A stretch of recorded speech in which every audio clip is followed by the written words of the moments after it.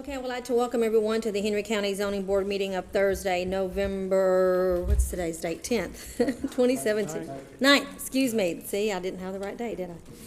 November the 9th. This meeting is being televised live on Charter Channel 180 and AT&T UVerse Channel 99 and will rebroadcast every Thursday at 7:30 p.m. and Saturday at 12:30 p.m. and is available by video on demand on the county website. Now would be a good time to turn off your cell phones and laptops. If you wish to speak, you will need to fill out a public hearing speaker card. We allot 10 minutes for those who speak in favor of the case.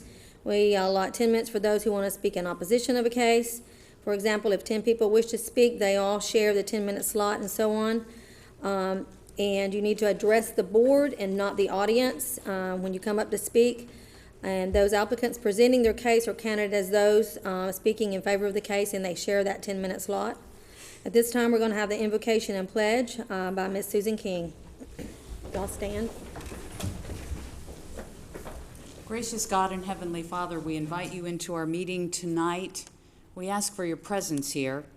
For our meeting tonight, Father, I ask for clarity and understanding in all of the information and the presentations that will be given, and also for wisdom and fairness in the decisions that will be offered tonight. I ask for your blessing on our county and on our nation. In the name of the Lord Jesus Christ, I pray. Amen.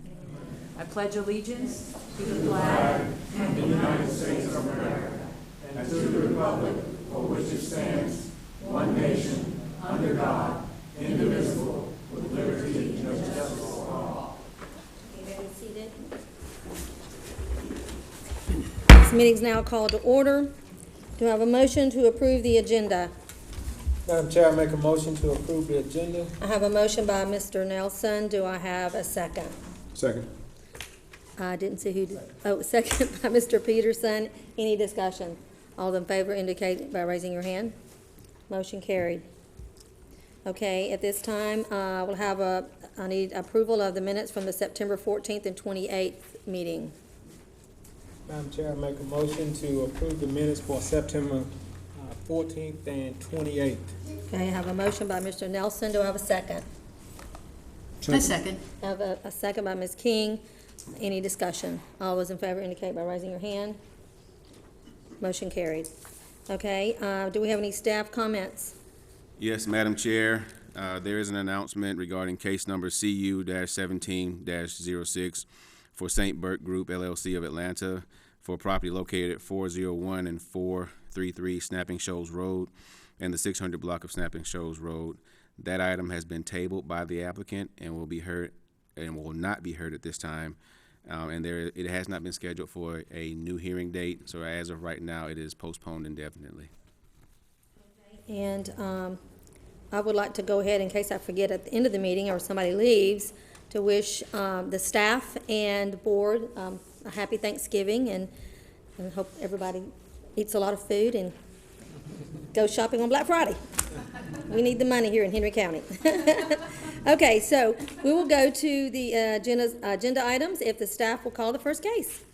Case number CU-17-07, the Reservoir Group of Watkinsville, Georgia, requests a conditional use for property located at 337 East Lake Road in land lot 7 and 8 of the 7th District. The property consists of 41.96 plus or minus acres, and the request is for a conservation subdivision. The property is located in Commission District 4 and will be presented by Mr. Stacy Jordan Rudsell, Chief Planner. Good evening, Madam Chair. Good evening. Board members. The location of the subject before you tonight is on East Lake Road, and it's right across East Lake Road from the middle school. It's right beside the elementary school and right beside a local church. The current zoning of the subject property, as you'll see in this overhead, is RA, which is indicated in this white color, and the subject property is indicated in the green hatched area. The future land use map calls for low-density residential between 1 and 2 dwelling units per acre, and that's indicated in this yellow color. The request before you tonight for conservation subdivision is allowed by the Henry County Zoning Code as an alternative site design. The way that we would go through the process is for the applicant to submit what's called a yield plan. And the yield plan for this subject property is illustrated on the overhead. So you can see, and this yield plan is based upon an R3 zoning, and it meets all of the R3 development standards. So this could actually be submitted and reviewed and approved for development as a conventional subdivision. And the purpose of going through this exercise is to ascertain the number of lots that could be built conventionally. And you'll notice that the number of lots that are indicated by this yield plan is 50. Starting with 50 lots, we can take a look at the conservation plan, which requires a minimum of 40% open space. And so this is the open space management plan that has been submitted by the applicant. And you can see that the open space is divided up into two parts, the primary open space and the secondary open space. And so the buffers that are shown along the stream and the pond, that's your primary open space. And the rest of the open space, which generally in this plan is shown as perimeter buffering, that's your secondary. Altogether, it's a minimum of 40% open space. Staff has evaluated the applicant's request, and we do recommend approval of this request for conditional use for a conservation subdivision layout. And I think it's important to note that staff does recommend approval of the conservation layout regardless of what the zoning district may be.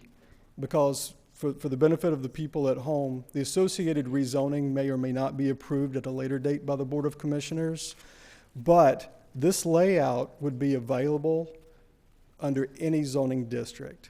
It's just that the yield plan would be different because the yield plan would be based upon the development standards of whatever zoning district the subject property happens to be.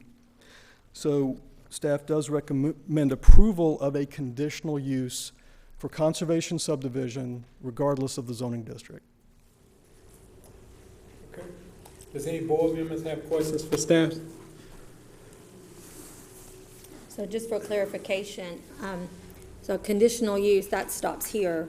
So if Yes, we ma'am. approve that, then it follows that property, like you said, no matter what it's zoned as. Yes, ma'am. So it would be under these conditions for conservation. Yes, ma'am. They're not called, it's not a subdivision. Okay, Yes, all ma'am. right, that's all I have. Okay. If no other question, we'd like the applicant to come forward, please. Please state your name and address for the record. Good evening. My name is Steve Moore, Bass Consulting, 1350 Keys Ferry Court, McDonough, Georgia. Here tonight representing the Reservoir Group. In the application before you, it's a little convoluted. I know there's a lot of different pieces to this, and I'm going to try to consolidate maybe two of them in this presentation, and then I'll follow up later with some of the other details. But really the purpose for the conservation request, the underlying purpose is the zoning request that we have that comes as a later item on the agenda that you have.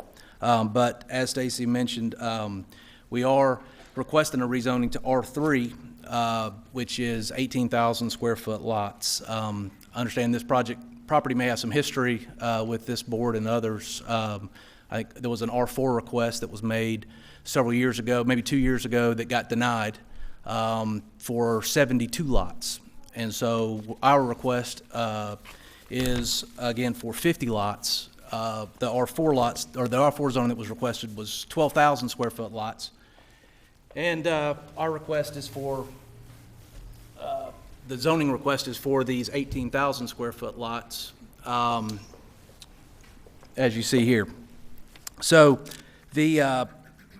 we understand we have compatible zonings next to us. We're in a very populated area. obviously very convenient to schools. I think it's a great fit for the area. It's compatible with the zoning that exists north and east of our tract.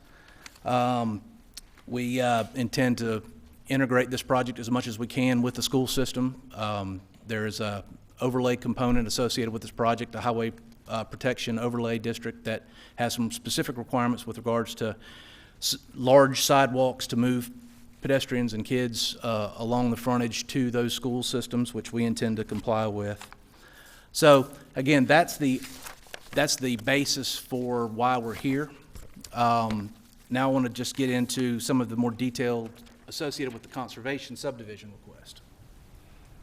So this is a side-by-side comparison of what you just saw with the R3 and the request for the conservation subdivision. So when the county adopted these alternative subdivision design standards, I guess it was when the ULDC was adopted in 2010, it was set forth with specific kind of goals and objectives. In short, those are to preserve natural resources through the dedication of open space, and it requires a minimum of 40% open space, to permit the clustering of homes in the less environmentally sensitive areas, and to promote interconnected greenways and corridors throughout the community. So, as Stacy mentioned, in order to qualify for this particular approval, you have to first, well, you don't have to have the R3 zoning, but the underlying zoning does determine the yield. Then those lots from that yield plan can be developed as little as 10,890 square feet, which is a quarter of an acre, and they can go down as low as 60 feet wide. But you're capped out at the maximum number of lots that the yield plan determines. In our request for R3, the minimum lot size is 18,000 square feet, and the minimum lot width is 100 foot wide. Our request is to knock 5 feet off of that minimum width for a lot width of 95 feet. And we are requesting that that lot area of 18,000 square feet be reduced, but not to pick up lots, not to shorten streets, to save the developer money, is mainly for this reason right here. By reducing the lot depths, we can still build the same size house that we want to build, same quality house we want to build, but we can dedicate a 100-foot wide perimeter buffer around the entire property, with the exception of the main entrance drive. That between that buffer, the open space associated with the lake, and where we're protecting natural streams and wetland buffers, we're required to have 40%, and we have about 54% open space. So of our 42-acre site, we have 23 acres being dedicated as open space. So that is, we think, is a huge benefit and a good fit for this property. With that 100-foot wide buffer, we're able to provide a separation of approximately 200 feet or more between the rear of these homes and the rear of the existing homes in the adjacent neighborhoods. So hopefully, you could understand that would be we believe, a positive attribute for the neighbors and for the residents of this community. One item to note too is in the conservation subdivision design options, the minimum perimeter buffer is 50 feet, but we're proposing 100 feet. So we feel like that, again, that is just well needed, and we think it's a good fit for this area. I think that about covers my presentation. I know we have even a third request that you guys will call on shortly regarding some variances, and I'm happy to defer that conversation until we get to that item. But at this point, I'm happy to answer any questions that you've got. Okay. Does any board members have questions for the applicant? I do. How large is that lake? Oh, gosh. I don't know that I know the exact, I think it's probably 5 or 6 acres. Okay, thanks. The question I have, and this could be for staff, I didn't see a condition in here. Would you be, I mean, because a lot of times folks come in here and they say they're going to do one thing, but they do something else. Should there be a condition that there is a 100-foot wide buffer to make sure that does happen?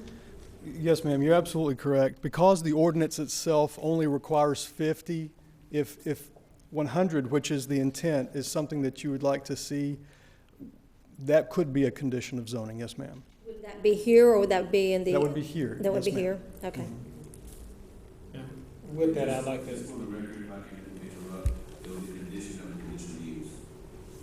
So this is regarding the conditional use that's before you all, but not a condition of zoning. That's another case later on tonight. Just for clarity. Right. And I know that, so no matter what goes in there or how it's zoned, it would have that 100-foot buffer. Right, that's part of the conditional use that runs with the property. That's right, that's what I'm going for, that's right. and when we say 100 feet buffer, are we speaking of a 100 feet natural buffer or what's actually taking place with that buffer? And if I could assist, if you think that it's appropriate, perhaps it could be undisturbed or enhanced. That's correct, I can add that. Any additional questions for the applicant? Okay, if not, you may be seated, sir. We have a total of 4 minutes and 20 seconds for anyone would like to speak in favor of this case. Anyone else would like to speak in favor of the case? Okay, if not, we'd like to allot 10 minutes for anyone speaking in opposition of the case. Okay. 10 minutes for anyone speaking in opposition of this case. Okay, if not, does staff or does the board have any additional questions for the applicant or staff?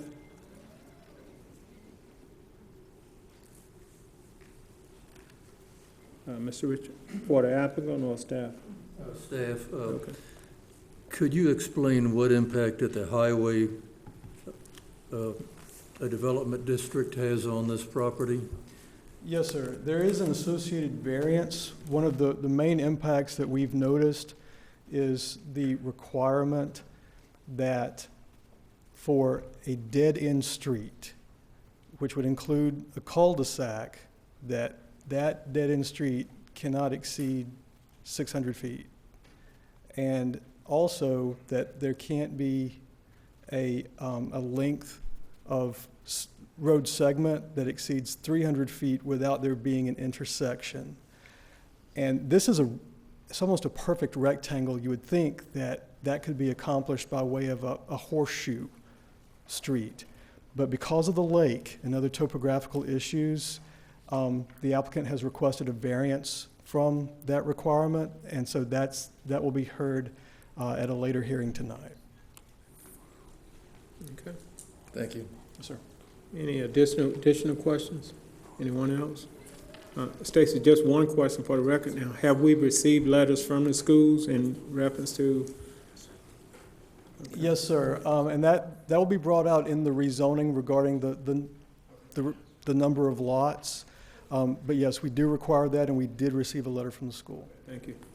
Okay, if we have no other questions, we'd like to call the case. Case number CU-17-07, the Reservoir Group of Watkinsville, Georgia, requests a conditional use for property located at 337 East Lake Road in land lot 7 and 8 of the 7th District. The property consists of 41.96 plus or minus acres, and the request is for a conservation subdivision. The property is located in Commission District 4 and was presented by Mr. Stacy Jordan Rootsil, Chief Planner. Okay, you've heard the case. Do we have a motion? I'd like to make a motion to accept staff's approval of the conditional use for a conservation subdivision with one condition, that an undisturbed and enhanced 100-foot buffer surround the perimeter except for, I'm going to say along the front, and I don't know if that was considered the south end of the property, okay? But not to include that, just the three sides, okay? Okay, we have a motion. Do we have a second? Second. Okay. Any discussion? No discussion. All those in favor? Motion carries. Thank you. Call the next case, please. Case number VR-17-18, Terry and Mary Bartlett of Stockbridge, Georgia, request a variance from development standards for property located at 40 Pinecrest Court in land lot 160 of the 11th District. The property consists of 0.61 plus or minus acres, and the request is regarding accessory structures. This property is located in Commission District 5 and will be presented by Mrs. Julie Yoder, Planner 1. Good evening, Madam Chair and Board. Good evening. The variance case before you this evening is for the property located at 40 Pinecrest Court in the Pinecrest subdivision, and they are requesting a variance for the existing structure designated as new metal building on the site plan, as it exceeds the allowable size of 50% of the primary dwelling heated square footage. There are 3 other variances included in this. 2 of these apply to the existing structure designated as frame building, which does not include a square footage on the site plan, but appears to be larger than the new metal building. This one here. Also, the structure does not meet the minimum 10-foot required side yard setback by 5 inches. The issue of the setback could be resolved with an administrative waiver. However, setback is a varianceable item, and a variance is already being requested, so it's been included in this request. And lastly, the final variance is to allow the use of septic in the R3 zoning district. This subdivision was developed as R2 in the 1970s with septic, and in 2009, lots less than 30,000 square feet were changed to R3, and R3 no longer permits the use of septic. With that being said, staff recommends denial of the request to allow the new metal building and the frame building to exceed 50% of the primary dwelling heated square footage. However, staff recommends approval of the request to allow the use of septic on the property, as that's how the subdivision was originally developed at no fault by the applicant, and approval of the setback request. And with that being said, I'd be happy to take any questions you have. Okay, do any board members have any questions for staff? Yes, Madam Chair. Mr. Nelson? I have a question. The 50% of this total space, is that combined for one building or 2? No, it's individual structures. Okay.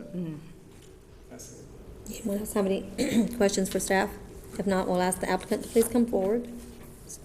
State your name and address for the record. Applicant? Can you hear me? Applicant to please come forward. No, the applicant. Terry and Mary Bartlett. Yes, Okay. Terry. How y'all tonight? Go ahead and state your name and address for the record. Terry Wayne Bartlett, I live at 40 Pinecrest Court, Stockbridge, Georgia. Do you have anything you would like to add to staff's comments? Yes, I would. I've lived in Henry County for over 40 years at the same location. I bought the house new. And recently I bought 2 or 3 years ago, I bought a 40-foot motorhome. And that's the only reason that I want this building is to park the motorhome in. I don't want to run any kind of business, no loud noises, because I don't like loud noises either. I just need somewhere to park my motorhome out of the weather. When you spend that kind of money on something, you like to try to take care of it. Originally, that motorhome sold for $290,000, and I'm just trying to protect it as much as I can, and that's the only reason that I built it. And I always try to get along with the neighbors. And behind me, there's a large one person. There's two people in the back of me. One of them has a wood privacy fence. The next one has a big stand of, looks like red tips. They're about 15 feet tall, so you do not see the building from the backside. If you look at it from the straight, I can show you some pictures. If you look at it straight on from the house, you see just a little bit of the building looking straight on at the house. And that's the main reason I want the to put my motorhome in, to protect it, because it costs so much money. Okay, any board members have any questions for the applicant? Yes, I have a question for Okay. Mr. Bartlett. Now, when you built the structure, Mr. Bartlett, was it actually permitted? No. Okay. I called the permit office, and I called them 4 or 5 times, I finally got to talk to somebody and ask them what I need to do. And they said as long as it's 10 feet from any property line or property structure or any structure, that's all that had to be done. I did not know of the permit, but my house, they're showing that it's around a 13A or something square foot of heat and air. But my basement is over 900 feet. And it's heated and air conditioned too. It doesn't show up on the county records, but it is heated and air conditioned. It's been that way since the house was brand new. Now, why they did it that way, I don't have no idea. Now, what about the existing building that's beyond the 50%? Was it permitted? No, it was not. I didn't, at the time, I did not know we had to have a permit. It was built about 25, 30 years ago. Okay. It's been sitting there all this time. Okay. Now, and what size mobile home do you actually have? It's a 40-foot Damon. If you'd like to see a picture, I have a picture of it. No, I don't need to see a picture. I'm just concerned with the numbers. You say a 40 feet? Sir? Oh. Yes. Okay, and the size building, how far does it exceed that 40 foot? Is it larger than your mobile home section? It's 2 feet longer. Okay, I actually built the building 25 by 40, and after I got it, the motorhome wouldn't go in it with a roll-up door. So I extended it out 2 feet to where it would clear the door. okay. I mean, I like quiet neighborhoods too. I don't like noisy neighborhoods. I don't have no plan to make any noise out there at all. Okay, that's all I have now. Okay, Mr. Wisher, did you have a question? Yes, sir. Has the new metal building, is it energized yet? Is there electricity? No, And you plan to put electricity in it? maybe somewhere down the line, but not right now. No water, no. I don't have no water, no sewer, no nothing. When I you don't built plan it, on- I don't plan on putting any sewer in it, don't plan on putting any water in it. when you built it, did someone from the inspections department come out and look at the footings or? No. The footings on the building they're over a foot thick. The floor is a minimum of 6 inches thick. Around the outer edges of it, they're over a foot further down in the ground. And it's supported by 8 6-by-6 posts, which you don't see, you just see the metal. Okay, and you're absolutely certain that somebody from the inspections department told you that you did not need to get a permit? Yes.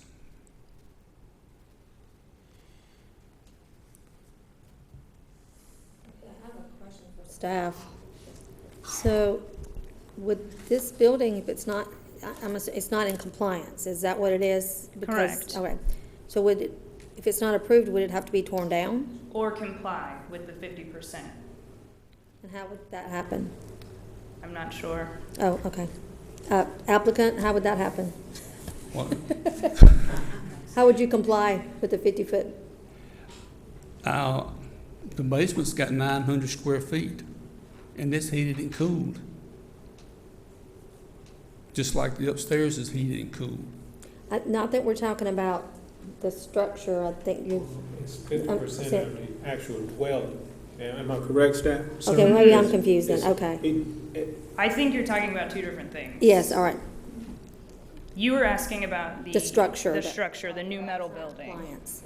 And the 50% is where he's referring back to. He's referring to it being 50% of the total dwelling that he actually The live in. heated, yes. So what he's doing is interjecting the heated space that he have in the basement along with the heated space upstairs. Am I correct, sir? Yes, that Okay. would throw me over the 50%, because it's only 300 square feet, I think it is, short of being at 50 feet. Okay, and based on that, 50%. yeah, I have a question now for staff. Staff, With that, are we including the 50% that he have in the basement or not? The heated square footage of the primary dwelling unit came from our tax assessor's website based on their taxes. So I don't know if that includes the basement or not, but that's the It official does- it number does. that we use. It does not. Okay. It's a 3-bedroom ranch-style house. Can- Verified by one of our inspectors in the building department. That's, Um, I have no problem with that. Because this And heat, regarding- this heating Hey, and cooling. just a second, sir. And Let regarding the staff out-of-compli- answer the question, And okay? regarding the out-of-compliance structure, there is a process through the Building and Plan Review Department that requires double permitting. But they will also have to go through the necessary processes to submit plans for review and have the necessary inspections. And if the building comes back that is still not in compliance, they will have to somehow either figure out how they will come into compliance. Worst case scenario, there would be a request for the structure to come down. But best case scenario would be that they are able to comply and actually meet the code requirements of the 50% of the heated square footage of the primary dwelling. And Ms. Yoder, I didn't mean to put you on the spot No, asking it's you that okay. question. It's I mean, okay. sometimes things just come out when you're trying to think, out loud. So, Mr. Risher. Well, just for the board's information, this subdivision was, and several others nearby to it were actually platted back in, I think back in the mid-1970s, under a zoning classification called R100. And of course, our ordinances have changed and improved over time, but even at that time,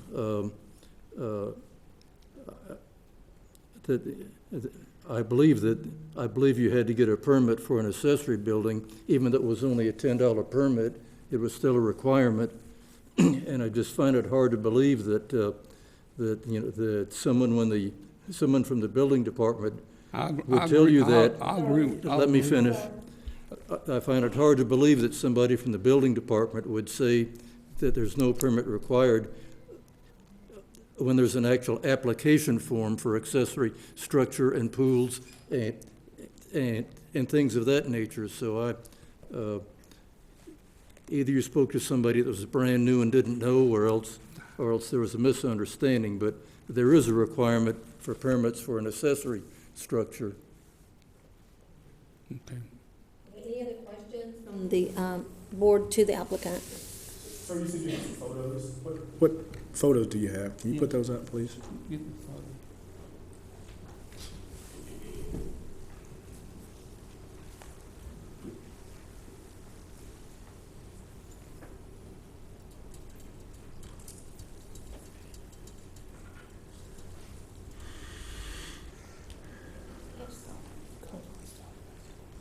Can you show these photos to them? You can just, whichever one you want, you can right here on top of this.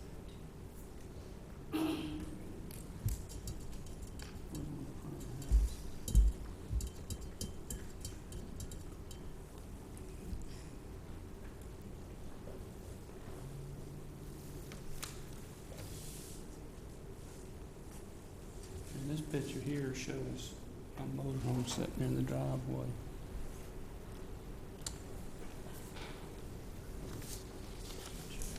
So that's the motorhome there. Yes. Okay. Yes.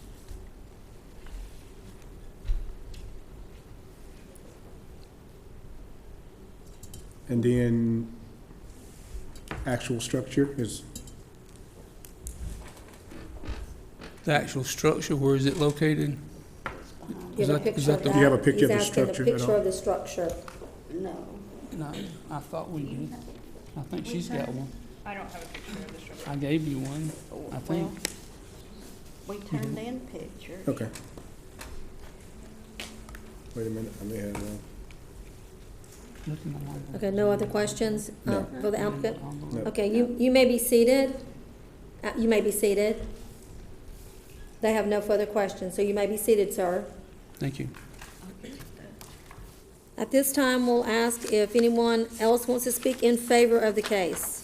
We have about 8 minutes for anyone else who wants to speak in favor of the case.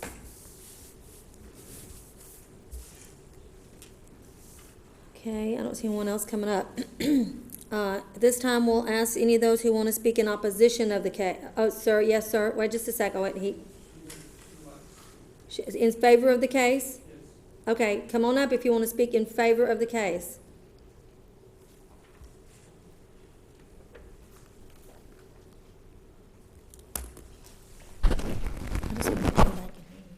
Good evening, Madam Chair and the board.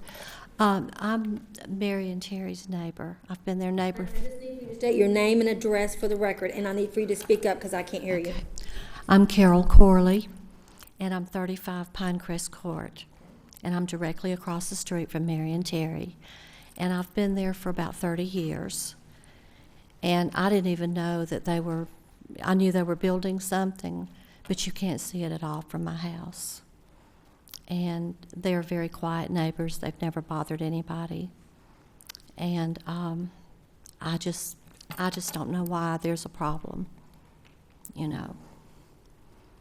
I know that they've always complied with all the rules in the neighborhood, and I just really think the world of both of them. And I don't see where there's a problem. Okay. You know, I know that they call the county, and I know what they were told. And from the road, when I come up, the road, there's no way to see the building. And I've lived in the neighborhood, like I said, 30 years, and we've never had a crossword in that neighborhood from anybody on that street that I know of. So I just wanted to come and support them tonight. You know, they're both retired, and they have a right, to travel now and enjoy their life. And I just really think it's a shame that there's been an issue, And I really hope the board finds, this problem resolved for them. Okay, thank you. Okay. Anyone else would like to speak in favor of the case? 6 minutes. We have 6 minutes for those who want to speak in favor of the case. Okay, so I don't see anybody else coming up. Anybody wants to speak in opposition of the case? Please state your name and address for the record.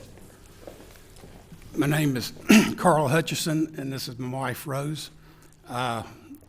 We're in opposition with it because we have a water flow problem from all the stuff that's in the, and I've got pictures, and it's just a, the neighbor, I've been there for 34 years.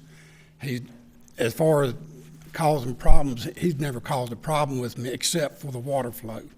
And back in 2007, we had the Water Authority come out and the flood control, when Henry County Flood Control came in, there's a 10-foot, there's a 10-foot ditch easement back there on the back of their property, and their houses were built, okay, thank you. their houses were built before our houses were. We've been there about 34 years, and we bought our house, and then there was like a river going across our backyard, and I didn't know what to do about it, and I went out there with a wheelbarrow and a shovel, and I started digging. But in 2007, when the Henry County Flooding Department came in, water flood, I had been doing research at the courthouse, and I found out that all those houses on that street have a 10-foot ditch easement. That was the way that subdivision was put in there, with a 10-foot ditch easement. So Henry County came out. They spent about almost $4,500. I've got some pictures here, and this goes parallel across the back of our property. Now, I had some red-tip phatina there, and I asked them to save those because I had planted those. I had come in 4 feet from my property line. Now, the 10-foot ditch easement is on the Bartlett side, the Pinecrest Court subdivision. We're on Pinecrest Drive, but we're behind them. So the water flows downhill. And what they've done is they've graded and elevated that building very far up. They've got another big building built on there. And I'd be interested to find out if they ever got permit to do that building, because I looked out there and they had this really tall pole barn, and they wound up filling that pole barn in and adding to that. Now I want to show you a picture. I want to show you a picture right here of what their property is like. They know what they're doing. This I took from a ladder. Wait, where's it at? I took this picture from a ladder. I think it's upside down again. I think it's upside down. Yeah, okay. All right. Okay, you see, they've got really long corrugated metal, just huge piles of it. And then they brought in these concrete, they're solid and they're reinforced steel, and they're everywhere, and they're on that ditch easement. The way I got these pictures, we were on our property. We brought the ladder there. I climbed up on the ladder and took pictures last week. What has happened? He says I have red tip patina. Let me tell you about those red tip patina. For years and years and years, I go back there and they had sprayed herbicide on their side of my red tip patina. And we keep extremely nice property, and we go by the rules. I mean, we got a little storage building put up, and we got a permit. I mean, when we put in our new hot water heater, we got a gas hot water heater, we got a permit. We got a permit for this little bitty building right here. They know about permits. I mean, one time I was out in my backyard, and they have access to all this equipment and stuff, these little bitty dozers and stuff. I don't know what you call them, but this is what happened. I mean, they were rerouting their own septic lines, and I didn't know you could do that either. But they do what they want to, and they, with no regard of what happens to us. And here's what's happened. Okay, there is a ditch forming. Where's that ditch picture? My red tip patinas are dying. They're full of vines crept over from another neighbor, and we've left it alone. We've been married 46 years. We're almost the same age they are. And our little old camper is small, so we don't have to get on anybody's property, and we can put it behind our house. It's small. I mean, we don't go out and do things that we're not supposed to do. And now, I wouldn't even be here, but we have a water situation, and my property now is sinking because they have used this 10-foot ditch easement as storage. And I don't even think the water is going down in the culvert anymore. Water is supposed to go and flow naturally down in that culvert. Henry County spent all this time and effort and money to go out here, to go down there, and I was so thankful to Henry County. I love Henry County, and I was so thankful that they solved my water problem. And guess what? Now I have another water problem. And you know, even as I stand here today, if they could clean the mess, because they have taken these really, really long, still enforced concrete things. I guess they get it from like industrial sites or parking lots or what, but they bring it in. You don't even know they bring it in. They bring in everything. And they have spread that stuff all over their property, trying to guide that water. And guess where that water is guiding to? My property. So this is my feelings. Oh yes, they've overbuilt. They knew what they were doing. They overbuilt. And I can even live with that if they would clean up their mess, if somebody could come in there and solve that water problem. But guess what? I had the water people came out because they remembered me. And she told me that the Henry County Flooding Water Control Department can no longer go on people's private property. Therefore, Henry County cannot clean out that ditch easement again. And now, what do I have to do? I mean, we're retired. We'd like to enjoy our life. We've lived there 34 years. We don't want to have our property value diminished. And all this, they've just got junk everywhere. I'm sorry, it's like a junkyard back there. I mean, the patinas are dying. They're just at the very end. Some of them are gone. Some of them are leaning over like this, and I think, oh my God, what's going to happen when they're dead? Because it's going to be no barrier there.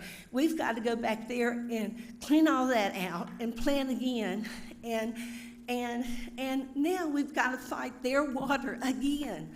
And they knew this. They knew it. Building. So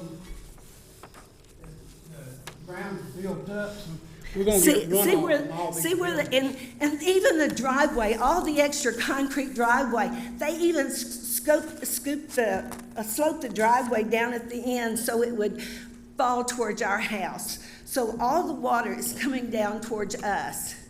And like I said, I don't think. Already getting the sinkholes. I'm through talking. I'm too nervous to even think about it. But, you know, they're not innocents. They bring this stuff in when you're away on a vacation. You come back and this stuff is done. And you think, when did that happen? Here. That's all I have to say, too. I mean, I don't want to cause these people problems, but I'm getting all this water, and it's causing my yard to sink again. Look here. I mean, when we That's the moved wrong here, one. no, this is theirs. When we moved here, they had the pool. They had the pool there. I mean, so they got away with the first big building, and they said, "Oh, we'll just do it again." And now they built the second big building. My mouth is dry. I'm just nervous. Can't even talk anymore. But they don't care about what we go through, and they know what we went through. Because when Henry County came out in 2007, he threatened them to not come on his property. And they finally got him to they had to go on his property to get to that ditch easement. And it's 10 foot. And every bit of that ditch easement they use for storage for this concrete stuff. And iron, they've got this stack of iron stuff. The culvert isn't working anymore. Yeah, it's Where not the bushes working. are, and now I'm getting a ditch all the way across. And I've got to put in new bushes. I've got to plant again. I get it all cleaned out, but then I've got to fight their water now. And it's so unfair because, look. Okay, ma'am, we're out of time, you're out of time, and I think that the board has gotten the point, but we appreciate that. We appreciate that. Okay. Okay, so, staff, if you could come back, sir, I need for you to please be seated. Thank you. Thank you so much. Do any of the board members have any questions for staff? No. Okay, Mr. Richard, you have a question for the staff? Well, okay, with the swimming pool in this new building and in the existing frame building in the small shed, about roughly how much of this entire backyard is covered with impervious surfaces? I'm not sure. I know that all of that is to be included in the impervious surface ratio per our code. I'm not sure if that's something they look for in the permitting process, but at this time I don't know how much that is. Do any board members have any questions for staff or applicant? I have one question for staff. At this point, and I know we spoke in terms of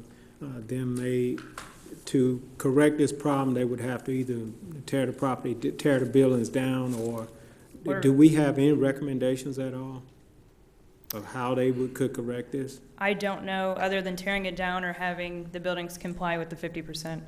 What needs to take place is that either the applicant reach out to our building department and coordinate with our inspectors to come out, examine the building, see what's going on, go through our records to see what was missed, what permits that they do not have, what application process they have not gone through, and then start them along that process. If they find that the building cannot come into compliance, or if they find that if it were to come into compliance, it doesn't suit the applicant, what the applicant wants, then worst case scenario, yes, they would have to tear the building down and start over again. If we find that the impervious surface has encroached onto potential septic drain lines or drain field, then that will involve environmental health, so we will have to bring them in.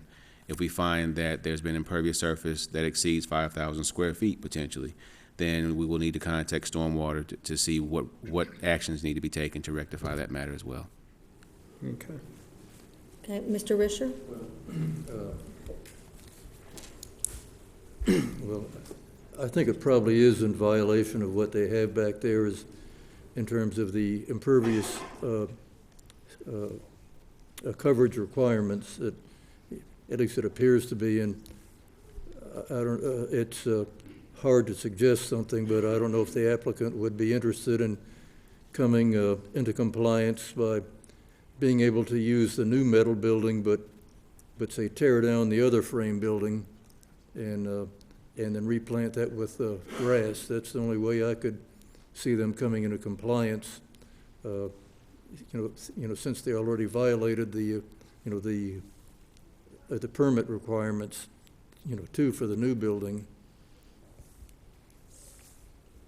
So that's something for them to think about. So. Okay, Mr. Nelson? Yeah, my question to staff now, would that actually bring them into compliance? That would be only one of the buildings. If they tore down one building, that You would would just... have to allow them the variance for the other structure. Okay. If it remains and it's still over 50%. Oh, okay. Okay. Okay, any other questions for staff? Question for staff. I saw the pictures that the people for actually put up. The opposition, I guess staff went out to the properties, and the pictures that we just saw from the people that were opposing that, are those pictures correct? I'm talking to staff right now. Actually, Justin posted the sign, and Okay. I don't see him in here at this time. Yeah, because I saw the pictures that the opposition put up. I just want to make sure that that's a vantage point of that property, because I've looked on here and I've seen what Terry and Mary have. I see those, but I can't see, I just see the vantage from the front. I don't see anything from the back. So I just want to make sure that those pictures that we just saw were accurate, if that's possible. I'd like the applicant to come back forward. I have one more question. Okay, will the applicant please come back to the podium? And you need to wait until he asks the question and answer the question that he asked you, okay? Thank you, All right, ma'am. so Mr. Nelson, you have a question for the applicant? Yeah, sir, are you prepared to bring this property in compliance with the county rules and pull a permit and do the things that Yep. need to be done to Yes, bring yes, the I- property into compliance? Yes, I do. Okay, that's all I have. Can I- You may can be I- seated, can I- sir, sir. You may be seated. You answered the question. Thank you. Anyone else? All right, let's call the case. Case number VR-17-18, Terry and Mary Bartlett of Stockbridge, Georgia, request a variance from development standards for property located at 40 Pinecrest Court, land lot 160 of the 11th District. The property consists of 0.61 plus or minus acres, and the request is regarding accessory structures. This property is located in Commission District 5 and was presented by Mrs. Julie Yoder, Planner 1. Do you have a motion for this case? Madam Chair, I'd like to make a motion to follow staff recommendation that we deny the new structures and to approve the request to allow accessory structure and frame building within the 10 feet and for the setback, and to allow it to be on the septic system. Okay, I have a motion by Mr. Nelson. Do I have a second? Second. A second by Mr. Risher. Any discussion? All those in favor indicating by raising your hand. Mr. Peterson, did you raise your hand? Okay, motion carried. Okay, call the next case, please. Case number VR-17-22, the Reservoir Group of Watkinsville, Georgia, request a variance from development standards for property located at 337 East Lake Road and land lots 7 and 8 of the 7th District. The property consists of 41.96 plus or minus acres, and the request is for a single-family residential development. The property is located in Commission District 4 and will be presented by Mrs. Julie Yoder, Planner 1. Good evening again. Good evening. The variance case before you this evening is for the property located at 337 East Lake Road, the same as the conditional use you heard previously. This property is located in the highway corridor overlay, and the two variances being requested for subsection A and subsection D are requirements within the overlay regarding connectivity. Subsection A states no local street may be longer than 600 feet without an intersection with another local through street. Cul-de-sac streets shall not count as through streets. Subsection D states dead-end streets, including cul-de-sac streets, shall not exceed 300 feet in length and shall not serve more than 30 dwelling units. The variances are being requested, as the applicant explains in the letter of intent, which is included in your staff reports, that due to the shape and topography of the subject property, they cannot meet these standards. A lake and a stream bisect the subject property, creating a hardship, as stated by the applicant, regarding the maximum length of a cul-de-sac street. The connectivity section in the code states, the following standards shall apply unless a variance is sought and obtained from the Zoning Advisory Board pursuant to Chapter 11 due to unusual topography or environmental constraints such as major streams and rivers that create a severe and undue hardship. With that being said, staff recommends approval of the requested variances, and I'd be happy to take any questions you may have. Does the board have questions for staff? I don't have anything. Okay, if not, we'd like the applicant to come forward, please. Again, state your name and address for the record. Again, Steve Moore, Moore Bass Consulting, 1350 Keys Ferry Court, McDonough, Georgia, representing the Reservoir Group. I think she pretty well summed it up about our request. I believe, and I've read that ordinance several times and have even spoken with some of the folks that kind of helped put that language together, and best I can come up with is that the purpose and intent behind that was to create a gridded system, which is typical for more urban areas where this highway corridor overlay area might normally exist, for purposes of stubbing out, having interparcel connectivity to adjacent tracks. We've fully developed on pretty much on all four sides of us.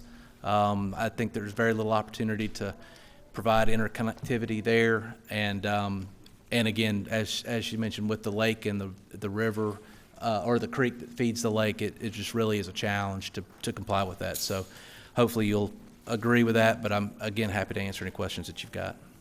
Okay. Does the board have any questions for the applicant? I don't have anything. Okay. If there's no question, you may be seated, sir. Yes, sir. At this time, we'd like to allot the remaining time for anyone speaking in favor of this case. Anyone speaking in favor? Okay, if not, we'd like to allot 10 minutes for anyone speaking in opposition of the case. Okay, if no one's coming forward, does the board have any additional questions for the applicant? If not, we may call the case. Case number VR-17-22, the Reservoir Group of Watkinsville, Georgia, requests a variance from development standards for property located at 337 East Lake Road in land lot 7 and 8 of the 7th District. The property consists of 41.96 plus or minus acres, and the request is for a single-family residential development. The property is located in Commission District 4 and was presented by Mrs. Julie Yoder, Planner 1. Okay, we've heard the case. Do we have a motion? Make a motion to approve the requested variances for VR 17-22. Okay, I have a motion. Do I have a second? A second. Okay, we have a second. Any discussion? Okay, all those in favor? Motion carries. Call the next case, please. Case number RZ-17-23, the Reservoir Group of Watkinsville, Georgia, requests a rezoning from RA, Residential Agricultural, to R3, Single-Family Residence, for property located at 337 East Lake Road in land lot 7 and 8 of the 7th District. The property consists of 41.96 plus or minus acres, and the request is for a single-family residential development. The property is located in Commission District 4 and will be presented by Mr. Stacy Jordan Rusil, Chief Planner. Good evening, Chair, board members. This is the associated rezoning hearing for the variance and the conditional use that were heard previously. Again, this property is located on East Lake Road, across from the middle school, beside the elementary school, and the local church. The property is zoned RA, Residential Agricultural, as indicated by the overhead. The white shaded area, these are all zoned RA. This yellow, which is Eastlake Estates, it is zoned R3. And so there is precedence in this area for R3 zoning. The future land use map calls for low-density residential between 1 and 2 dwelling units per acre, as indicated in this yellow shaded area. Staff has evaluated the applicant's request, and we've noted that because of the open space, which relates to the topography of the site, as well as the related streets that access the lots, that the net density, as indicated by the applicant, is 2 dwelling units per acre, which is supported by the future land use map, which is our policy guide. And again, this layout has been provided to us by the applicant for the purpose of a yield plan for the conservation subdivision, the conditional use of which was approved at the previous hearing. So staff has evaluated the applicant's request, and we do recommend approval of the applicant's request with 4 conditions. These conditions are displayed on the overhead, but if I may, I would like to make one clarification. Condition number 4 says if street trees are to be placed in the right-of-way. What we would like for that to say is if street trees are to be placed in the subdivision street right-of-way, then the street tree utility placement standard must be met, and so forth.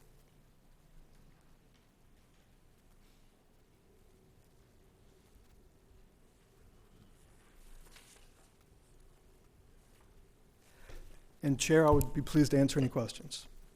Okay. Does the board have any questions for for staff?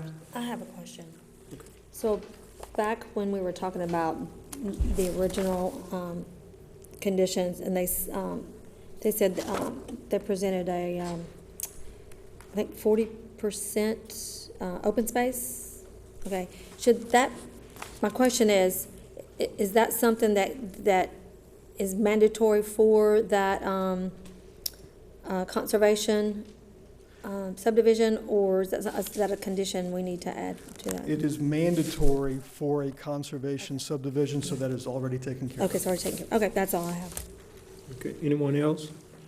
I've got a question. Okay. Regarding the frontage on the property and the decel lane, do we know if Eastlake slated to be widened anytime soon? There's a proposed condition in there to preserve right-of-way, but as far as Eastlake itself, no, there's no current engineered plan or anything of that nature. It's just in our comprehensive transportation plan is shown, I think, as operational improvements, which is not necessarily a 4-lane, but it's more like turn lanes and that sort of thing. It wouldn't surprise me, though, if in the future, any future transportation plan update, it'll probably point more and more towards a 4-lane widening, and that's one of the reasons we put in there to preserve for a future 4-lane footprint with a raised median type right-of-way, which is typically 120-foot right-of-way. Okay. Any other questions for staff? If not, we'd like to call the applicant forward. Sir, again, state your name and address for the record, and would you like to add anything else to this? Good evening again. Steve Moore, Bass Consulting, 1350 Keys Ferry Court, McDonough, Georgia.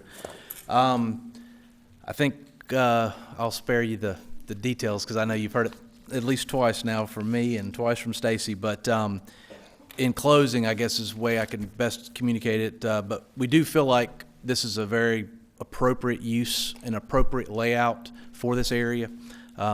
We feel confident that it's inevitable something's going to go on that property. We feel like this is just an ideal use, not overly burdensome and overly aggressive, but kind of well thought out. And I think the open space approach and the conservation approach is a good way to go. We have read the conditions that were proposed, and we're fine with those. The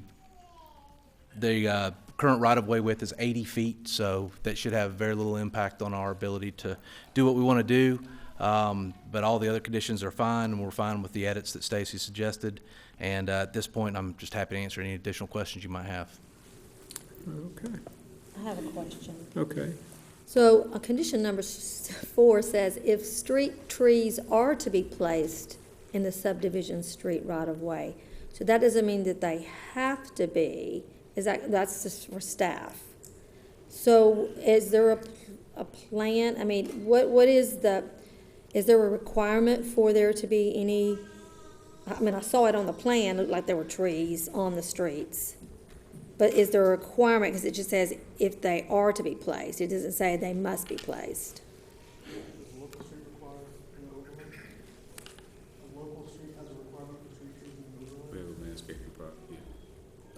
Yes, ma'am. The highway corridor overlay district takes care of that, and Okay. street trees would be required on local streets. Okay, it's just the way this was reading, it's almost like it's giving them an out. And I'm sorry? Placement. Is it, It's what? can I ask a question? Is it just if they're on the lot, then you don't have to follow the street placement guidelines, but if they're in the county right-of-way, then it follows a different set of standards. They're still required, it's just a matter of placement, location, whether they're on the lot or on the right-of-way? Am I asking? this, Chair, this condition is written that, so it would be applicable whether it's for a location in the overlay district or not. This particular location is, the street trees are required to be in the right-of-way. Oh, they require to be. in the Right, and okay. so as Dante, our director, stated, this condition is intended to regard placement. So it would be better stated to say, for street trees that are to be placed in the right-of-way of subdivision streets, the street tree utility placement standard must be used, and so forth. But the street trees will be required. Okay, am I the only one that think seems the like if that's is kind of what's out, but okay. I mean, if they have to, I mean, I'm assuming it's gonna be inspected and they have to do that, but it just seems like, well, if you're going to do it, this is what you gotta do. Stacy, should that But maybe we just, Just for the record, it should be more declarative. So it should read somewhere along the lines of street trees shall be placed in. these subdivision street, okay, all right, so we're gonna reword that. Question is this the one where if the utilities are on one side of the sidewalks, the trees get placed in an 8-foot section as opposed to a 4-foot section? So I know we ran into that in Heron Bay where, based on where the utilities are, you have 4 8-foot. If you're going to do street trees, your utilities do not go in the conventional location that they do on normal subdivision streets that don't have street trees. Otherwise, you'll cut the utilities trying to plant your trees. So, and the if there was basically my language, because I didn't know if they'd be required or not, so I'm just putting a clarification that made it over on the conditions. If they're doing street trees, they need to place the street trees per the utility standard. That is basically the Heron Bay type standard, and also we are starting to get more into pointing out which trees can go there, because some of them that get planted in this 8-foot strip still will destroy or will damage sidewalk, curb, street, etc. So that's basically it. It is an 8-foot section, and we're going to try and be more involved in what tree goes in there. Okay. Thank you. All right, I think that clarifies it. For me, it does. Any additional questions for the applicant? Okay. I almost forgot where we were. If there is, you may be seated, sir. We have additional times for anyone that would like to speak in favor of this case. Okay, if no one would like to speak in favor, we'd like to allot 10 minutes for those speaking in opposition of the case. Okay. You may come forward, state your name and address for the record, please. My name is Roy Fields, Fields. I live at 1340 Elliott Road. I am 1 mile from this proposed subdivision. I have a couple of questions. We all know that East Lake is a 2-lane road. If we have 50 lots, we're going to put another 100 automobiles or vehicles in that school zone. And with the school zone traffic in the mornings, as well as the traffic that's on their way to work, traffic backs up there almost a half a mile east on East Lake. It's horrendous. Another 100 vehicles isn't gonna help that situation until East Lake finally winds up being a 4-lane highway. If this subdivision was put on the other side of Highway 155, where it's already a 4-lane, then the traffic could flow a lot easier than it would on a 2-lane road right there in the door of these schools. And I don't know what kind of letter you got from the school system, but if you look at the elementary school, for an example, there's 14 class trailers already sitting outside that school. There's 16 at the middle school. There's 24 at the high school. Now, I realize there's some construction going on in these 3 schools. But what we're doing now, with this many school trailers outside the facility, and now we're gonna put another 50 homes there with who knows how many other children, we're overloading not only the streets, but the school system. So please bear that in mind when you decide to vote on accepting this subdivision, because this is something that won't go away. Thank you. Thank you. Anyone else would like to speak in opposition? Hi, I'm Dennis Lancaster, and I live at 170 Terra Trace, which is right off, it's in the Ashley Downs subdivision right off of John Elliott Road. Expressing some concern that the last gentleman did about the traffic patterns, and I agree with everything he said, and I would offer additionally that the entrance to this new subdivision is directly across from the entry and exit to the middle school. So it looks like to me, with a 2-lane highway there with one little turn lane, that's going to be a bit of confusion with the traffic in the mornings, as he stated how bad the traffic is. And then in the evenings, probably it wouldn't be as bad, but still with the flow of traffic, with that entrance and the exit for the middle school and the new subdivision right directly apart from each other, it looks like it's a safety concern to me until something is done about the widening of the road. And then with the additional traffic that's going to be a part of the new shopping center, the new Kroger shopping center at the corner of East Lake and 155, the traffic is, with all the school traffic and that East Lake being a major east-west thoroughfare now to the east side of the county and beyond, I'm just really concerned about the issues of that new subdivision opening up right there across from the middle school. Okay, thank you, sir.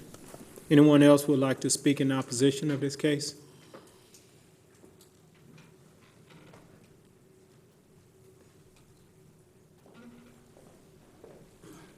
Yes, I live in the same subdivision as Dennis, and just wanted to express some similar concerns. Certainly. Please state your name and address for the record, please. I'm sorry? Your name and address. Oh, my name is Terry Davidson, 202 Terra Trace. Our subdivision is about a mile from the one we're discussing. Dennis covered a lot of it. One of the main concerns we have is the traffic right now, without the road being widened into 4 lanes. And one of the things I wanted to reiterate is that Dennis said the shopping center going up on 155 and East Lake Road is going to be huge. That's going to have a great impact on the area. And it's not just the middle school across the street, it's the high school right down the street, the elementary school next door. I mean, you have a complex of 3 schools plus a stadium there, and on a little 2-lane road. It's just going to be, you know, just mass traffic jam day after day. So we just don't feel like it's a good safety thing for everybody there. Thank you. Thank you. Anyone else would like to speak in opposition? If no one else is coming forward, does the board have any questions for staff or the applicant? If not, we'd like to call the case, please. Case number RZ-17-23, the Reservoir Group of Watkinsville, Georgia requests a rezoning from RA residential agricultural to R3, single-family residence for property located at 337 East Lake Road in land lot 7 and 8 of the 7th District. The property consists of 41.96 plus or minus acres, and the request is for a single-family residential development. The property is located in Commission District 4 and was presented by Mr. Stacy Jordan Rootshill, Chief Planner. Okay, we've heard the case. Do we have a motion? I have a motion to approve RZ 1723 with the 4 conditions, with condition number 4 to read 4 street trees to be placed in the subdivision right-of-way. The street tree utility placement standard must be used and adhered to in order to provide for an acceptable placement of trees in conjunction with utility placement location. We have a motion. Do we have a second? Second. Okay, we have a second. Any discussion? All those in favor? Motion carries. Call the next case, please. Case number RZ-17-22, CNW Property Holdings, LLC of McDonough, Georgia, request a rezoning from RA Residential Agricultural to C3 Highway Commercial District for property located on Jonesboro Road near the intersection of Jonesboro Road and Mount Carmel Road in land lot 97 of the 7th District. The property consists of 24.080 plus or minus acres, and the request is for commercial/business offices, and the property is located in Commission District 3 and will be presented by Mr. Justin Kilgore, Planner 1. Good evening, Madam Chair. Good evening, Good Board. evening. The case before you is CNW Property Holdings. This is located at the intersection of Jonesboro Road and Mount Carmel Road, as shown here. The property is located within the Highway Corridor Overlay District, and it consists of approximately 24.08 acres. The request is for RA to C3. Here is the property with the surrounding zonings. And here's the future land use. And as you can see, all these are commercial surrounding this property. Staff has reviewed the case and determined that a rezoning of C1 is more appropriate for the requested use, and I'll show that to you here. There are 9 parcels here, and shown on the site plan is for commercial business offices. A request of C3 is not necessary for offices and business type uses there, and a C1 zoning staff feels would be more appropriate.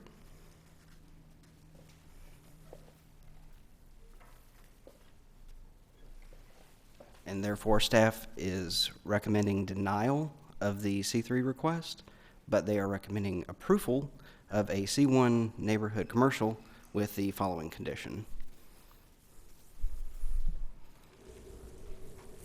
And I can answer any questions if you like. Do any of the board members have any questions for staff? Not at this time. Okay. Anyone else? All right. If we could ask the applicant to please come forward. State your name and address for the record.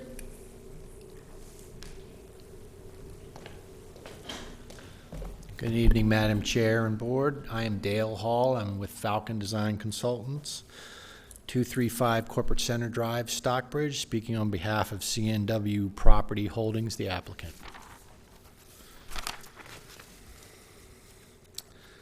We have read the staff report, and we understand the recommendation from staff, but I think it's important to note that the drawing you see before you is we don't have any specific clients for this layout. We're asking for a rezoning of C3 because we do not have any specific clients at this present time. And we based the zoning request on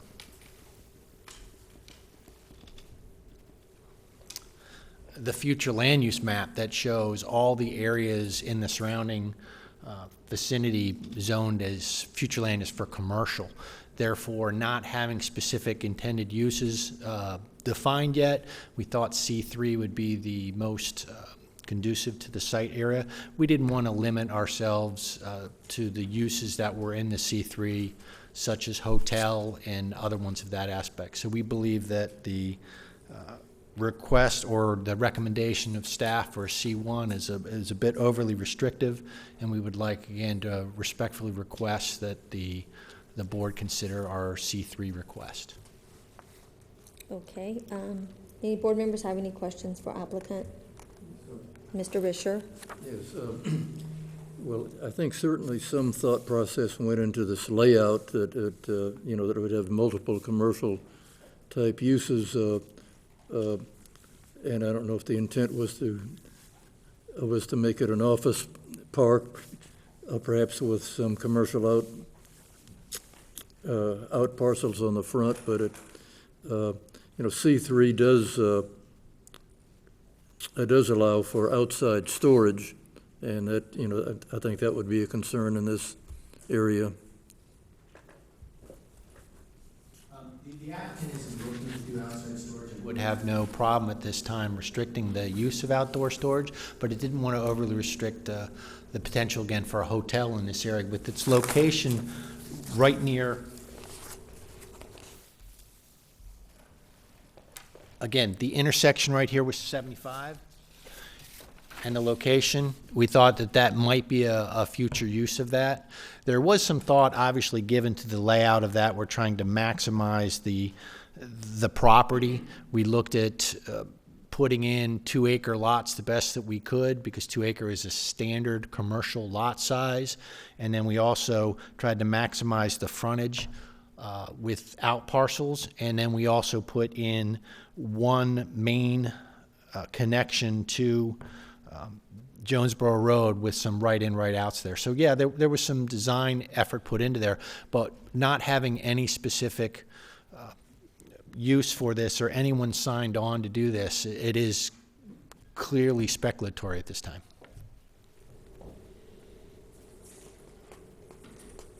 Anyone else have any questions for the applicant? No. Okay, you may be seated. Thank you very much. All right, we have a little bit more time for those who want to speak in, did we forget to, in favor of the case? Anyone else want to speak in favor of the case? Okay, I didn't see anyone coming up, so anyone want to speak in opposition of the case? Okay, don't see anyone coming up, so any board members have any questions for staff or applicant before we call the case? Okay, please call the case. Case number RZ-17-22, CNW Property Holdings LLC of McDonough, Georgia, request a rezoning from RA, Residential Agricultural, to C3, Highway Commercial District, excuse me, for property located on Jonesboro Road, near the intersection of Jonesboro Road and Mount Carmel Road in land lot 97 of the 7th District. The property consists of 24.080 plus or minus acres, and the request is for commercial business offices. The property is located in Commission District 3 and was presented by Mr. Justin Kilgore, Planner 1. Do you have a motion for this case? Mr. Risher. Yes, I'd like to make a motion.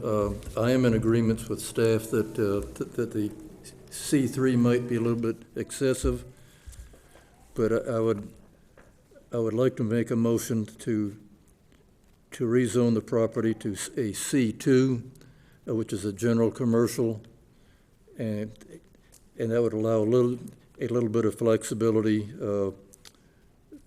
but without the outside storage. So my motion is to rezone the property to C2 commercial, with the conditions recommended by staff. Okay, I have a motion for approval of a C2. Do I have a second? A second. Do I have any discussion? All those in favor indicate by raising your hand. Motion carried. Next case, please. Case number RZ-17-24, Buddy Kelly Properties of McDonough, Georgia, request a rezoning from RA, Residential Agricultural, to C3, Highway Commercial District, for property located at the southwest corner of Highway 81 and Snapping Shoals Road in Land Lot 105 of the 8th District.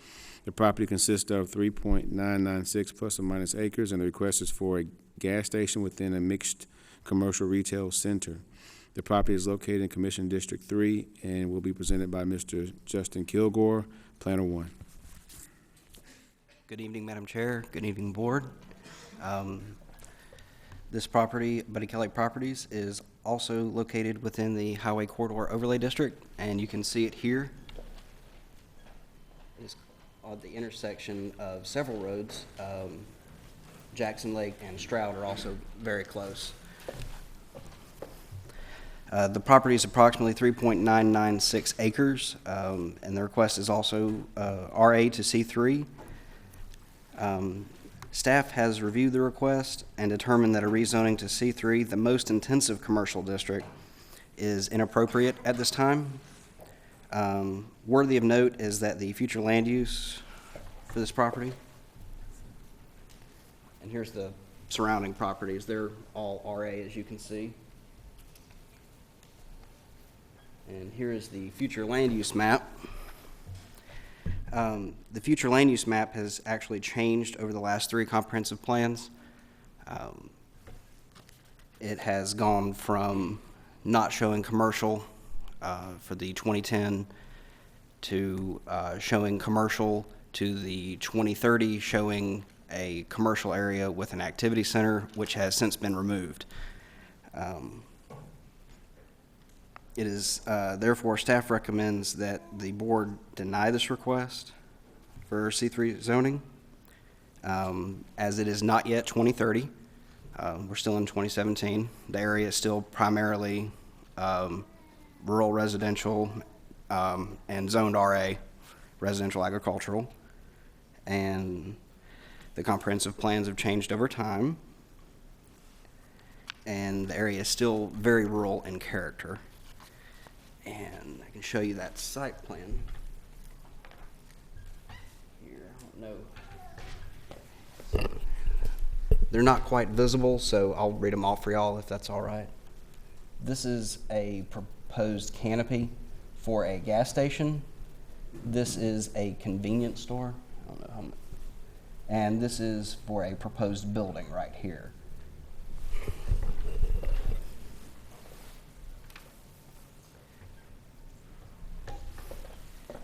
Staff would also like to make the recommendation, other than the fact that we're recommending denial of the C3 request, if the Zoning Advisory Board so choose to recommend approval, we recommend that you would recommend approval of C1 with conditions.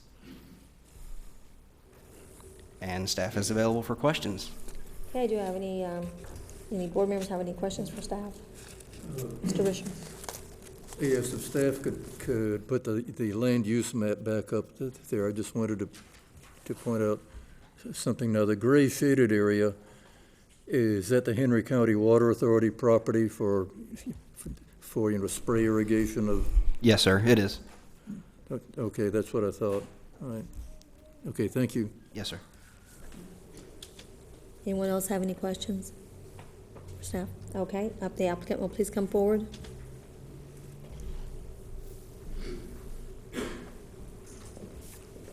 Please state your name and address for the record.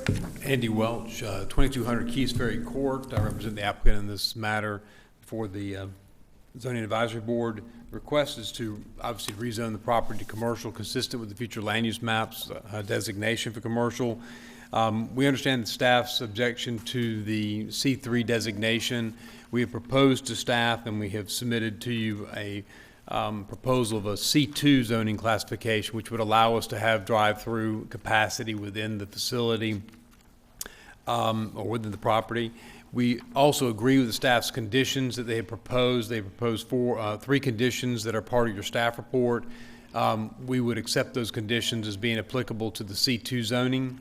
And also just to downgrade the zoning even further in the C2 zoning classification, we propose that certain uses be excluded from the list of C2 uses that would otherwise be allowed. And those uses are a lawn and garden supply center, a rental of vehicles and equipment, gun sales. Pawn shops are already excluded from your overlay districts, and then also the taxi offices would be excluded, funeral homes and mortuaries would be excluded, crematoriums would be excluded, and kennels would be excluded. That list we provided to Mr. Risher and we provided to staff for their review. So we would ask for your favorable approval of a C2 zoning with the staff's conditions as well as the excluded uses that I've just mentioned. Pawn shops would not be allowed, and they're not allowed under any property that's designated along the highway corridor overlay district, so those would be excluded as well. If you have any questions, we'd be happy to take them. Do any board members have any questions for the applicant?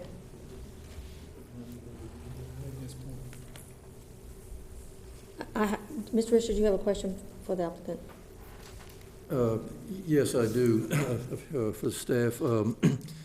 Could you explain to the board, in terms of what the zoning ordinance states as the statement of intent for the C2 versus the C1 districts, or kind of just describe that to us, what the difference is? Yes, sir. I believe I have the C1 here.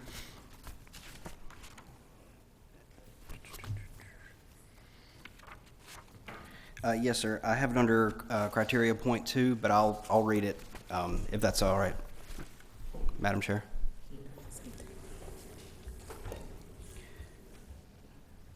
The C1 Neighborhood Commercial District is stated as, this district is intended to provide locations for limited retail and service uses to satisfy the common and frequent needs of residents of nearby residential neighborhoods. It is further the intent of this district to encourage such uses to be a part of the neighborhood convenience shopping center. Accessory uses and structures and essential public services are permissible. And if you would give me a second, sir, I can pull the C2. I don't have it in front of me, though, sir. Madam Chair, we can read it. You have it here. Stacy will read it for the record. All right. Madam Chair, the intent of the C2 General Commercial Zoning District is to provide locations for a wide variety of retail and service uses to satisfy the common and frequent needs of residents in large sections of the county and of the traveling public.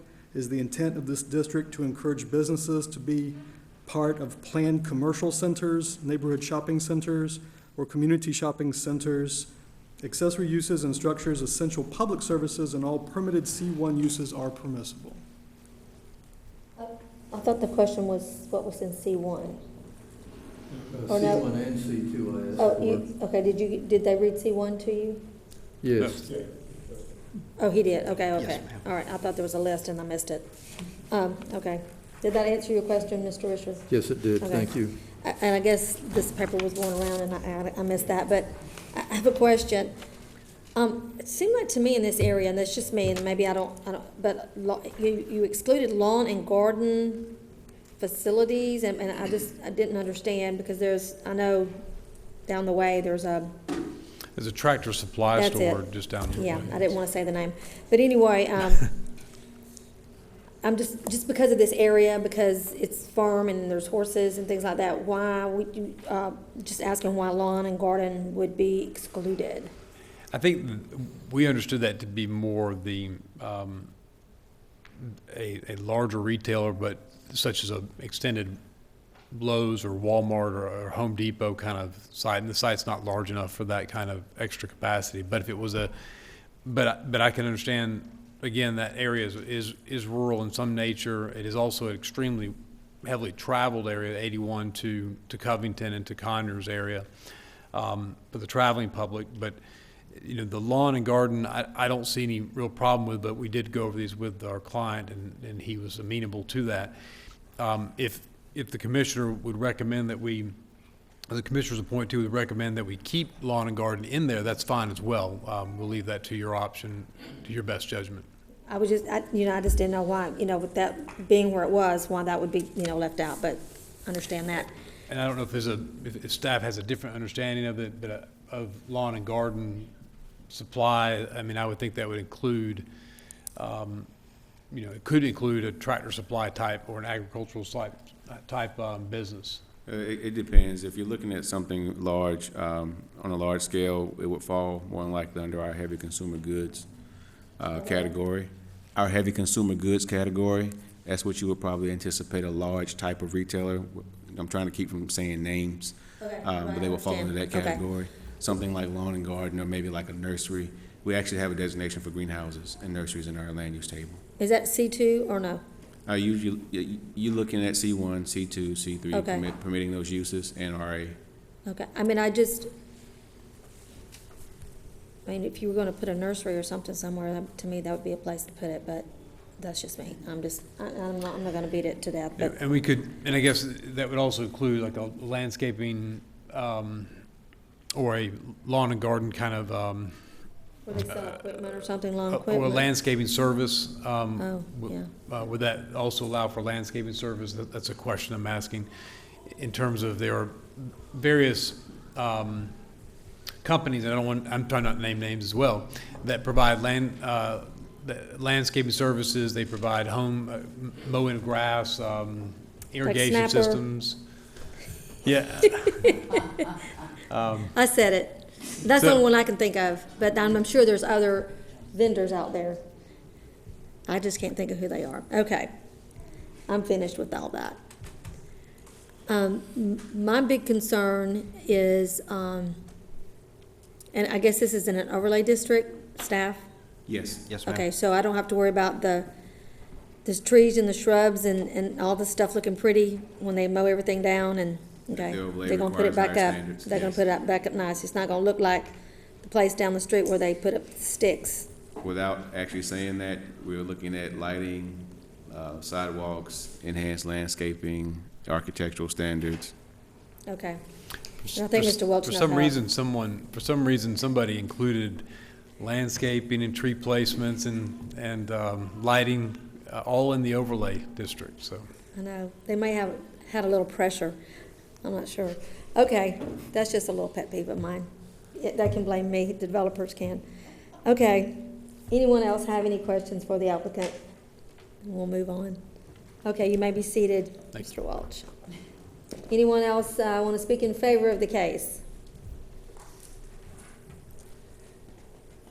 Okay, anyone want to speak in opposition of the case? Opposition, please come forward, state your name and address for the record. Oh, yeah, you're allotted 10 minutes total time, just FYI. My name's Penny Cochran. I live off 478 Jackson Lake Road. I've lived there now about 10 years, and I'm on the Jackson Lake side of where they're talking about. Y'all just put in a roundabout there that's almost laughable, but it is a roundabout. It used to be just a one-way stop, and then they made it a four-way. Now we made a roundabout, but which really has not helped very much. But it's better than stopping all the time. But regardless, we are just all that's out there is houses. But if we needed a gas station, right 5 miles down to the road to the right, going to Covington, we've got a gas station. We've got 2 gas stations, and we have a Dollar General. If we go back down Jackson Lake Road 5 miles, we've got a Dollar General and another 2 gas stations. If we go back to the left, we've got another Dollar General and a gas station. Okay? We have enough gas stations right there in that area and shopping centers, quote unquote, unless you want to put us a grocery store in that area. That would be perfect. But we do not need another gas station. I mean, like I said, if you need gas, you got 5 miles, 5 miles, and 5 miles. Max. I mean, and it's just ridiculous because the roundabout, number one, is not going to support the traffic because 81, if y'all ever gone down 81 that way, it is horrendous most of the time because someday we will have a widening of that road, but right now we don't. So if you add all that extra traffic going down through there, which it's already a bunch, but then everybody's stopping right there instead of rounding about it, it's going to stop there. It's going to be crazy. And it's just, to me, the land is so beautiful out there. I just hate to see everything be destroyed. And I've got letters from my neighbors around me because they were not able to show up today. So I have those for y'all's review too. Thank you. Anyone else want to speak in opposition of the case? Please come forward, state your name and address for the record. Nope, ma'am, yep. Sorry. Frank Patterson, 449 North Ola Road.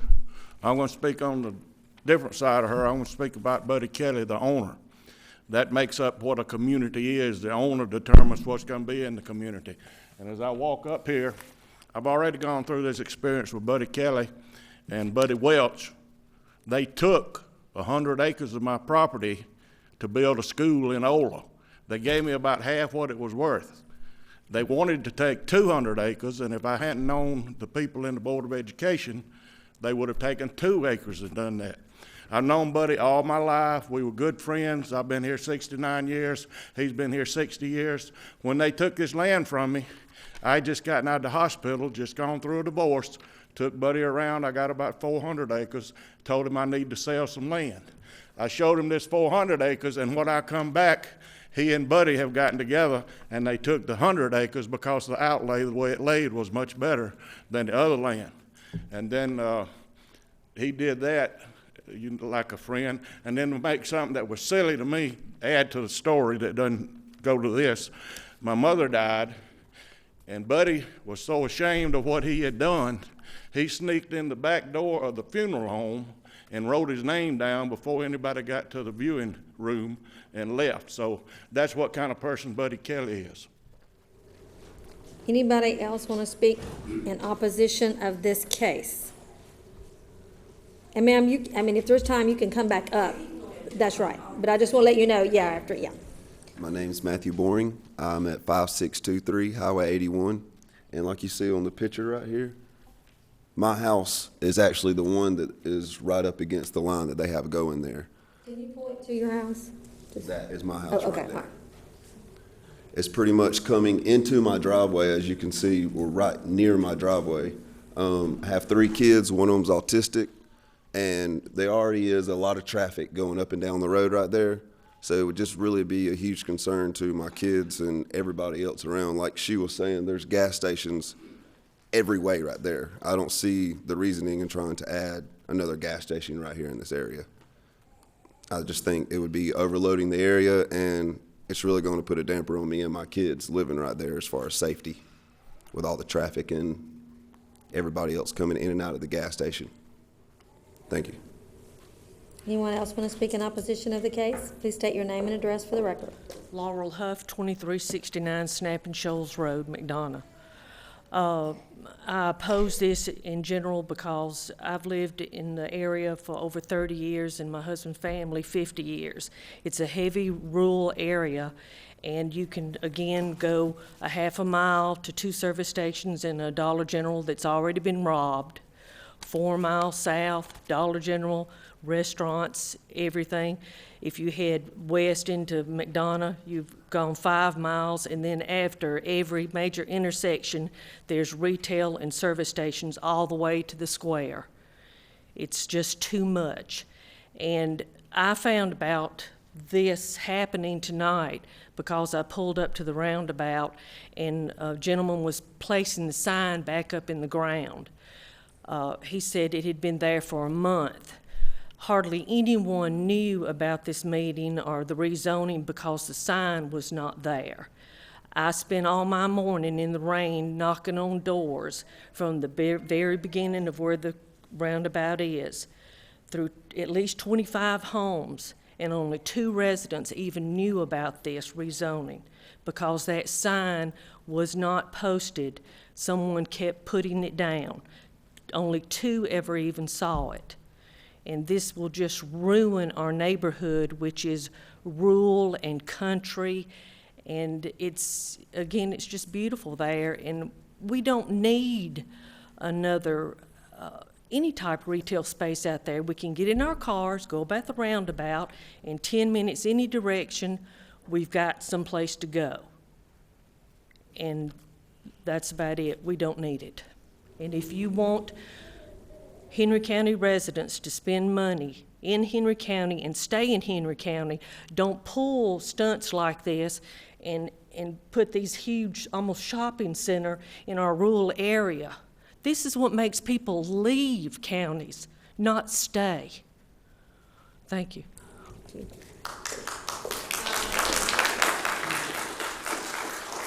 Anyone else want to speak in opposition of the case? My name's Christina McKee. I live at 1747 Snapping Shoals Road. which is just not even a mile down from where they're looking at putting the gas station. My concern is similar to those of my neighbors.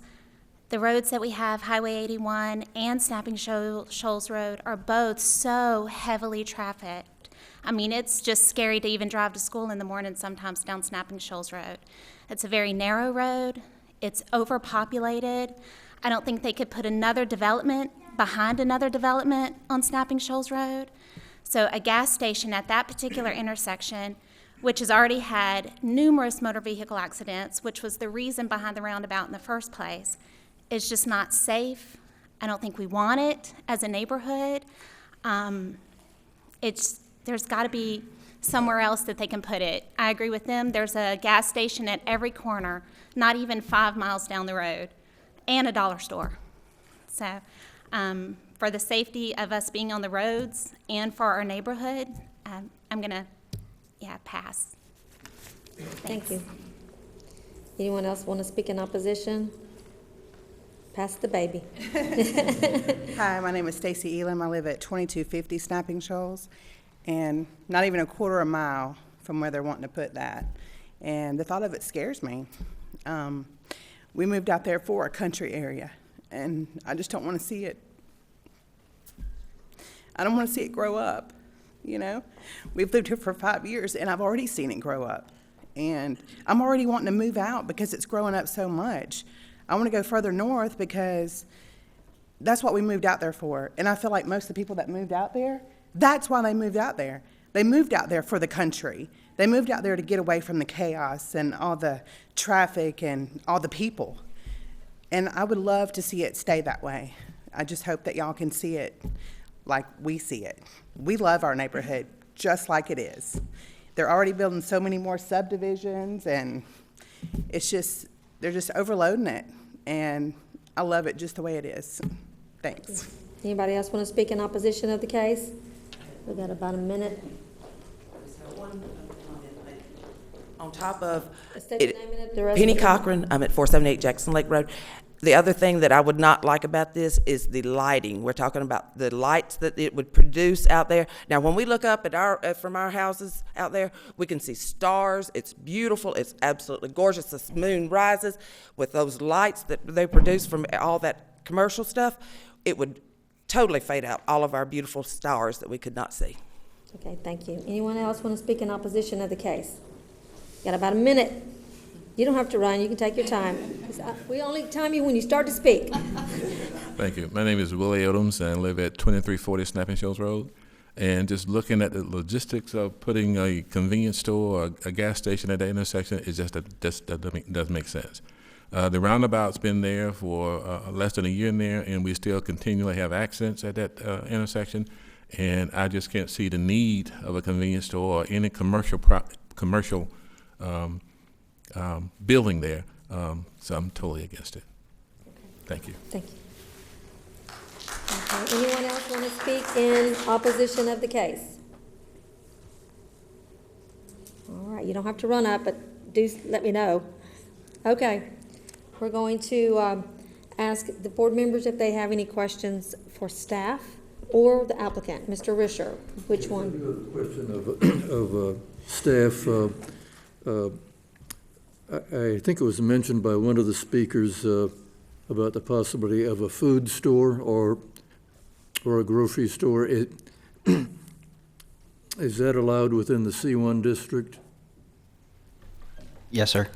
Okay, my other question is that, and then maybe you can explain, does Henry County have an outdoor lighting ordinance for commercial areas? And if so, what are some of the regulations of that ordinance? I'm familiar with that one, sir, but I do know that the highway corridor does have specific standards for lighting, and I'll have to look to the director or the chief planner for that one. If you're looking Can anyone else answer that question? If you're looking to know whether or not the lighting will be downcast, yes, the requirements are that the lighting has to be downcast. And that's part of an overlay district? Part of the overlay That's district part of the overlay requirements. district. Okay. And Mr. Risher, is a gas station allowed in C1 or is it C2? I didn't hear a gas Yes, ma'am. station. C1 will allow a gas station? Yes, ma'am. But was that one of the exceptions that said they didn't want to put in? No, ma'am, it is not. Okay,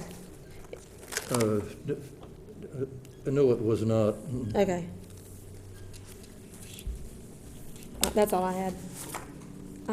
Any board members have any other questions for staff? I have one question for the applicant. Applicant, we'll have to ask him to come forward. Yes, please. Okay, applicant, please come forward.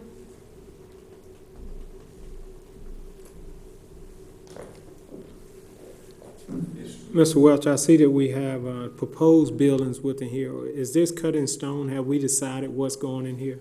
No. Okay. Do we have any idea, or has it been sold to someone, or we? It has not. Oh, No, okay. sir. So it actually could be something other than, it could be anything that falls within C2. It could be, less the things that you exclude, yes, sir. Right. That's right. Oh, okay. So, It could be, and that's right. okay. All right. That's all I have. Okay, anyone, just while he's here, does anyone else have any question for the applicant? Okay, you may be seated. Thank you. Okay, anyone else have any questions for staff? If not, we're going to call the case. Case number RZ-17-24, Buddy Kelly Properties of McDonough, Georgia, request a rezoning from RA Residential Agricultural to C3 Highway Commercial for property located at the southwest corner of Highway 81 and Snapping Shoals Road and Land Lot 105 of the 8th District. The property consists of 3.996 plus or minus acres, and the request is for a gas station within a mixed commercial retail center. The property is located in Commission District 3 and was presented by Mr. Justin Kilgore, Planner 1. Okay, do I have a motion for this case? Yes, I'd like to make a motion. And the motion is for C1 commercial and not C3, thereby C1 is the most restrictive of the commercial districts, and therefore that is my motion for C1. Okay. Along with the staff, a list of conditions. Okay, so I have a motion for approval of a C1 with, is that the three conditions? Mr. Risher? Yes. Just for clarification? Yes. Okay, we have, and I just want to make sure that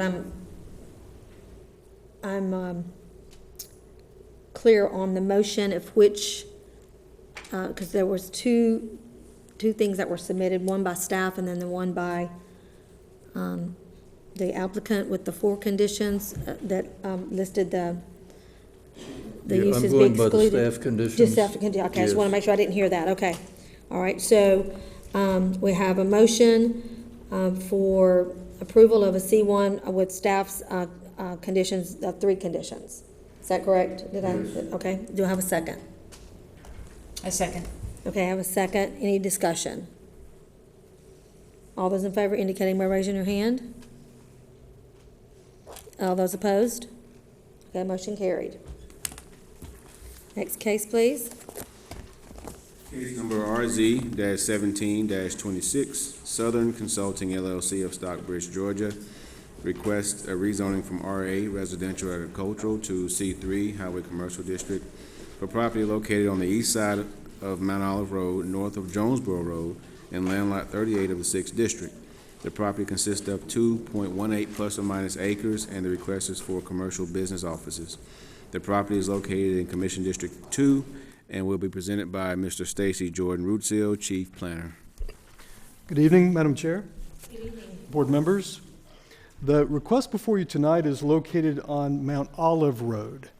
And this is a location just north of the intersection of Mount Olive Road with Jonesboro Road, which is just north of the Town Center Shopping Center on the east side of Mount Olive Road. And this location is indicated in a green outline and is also hatched in green.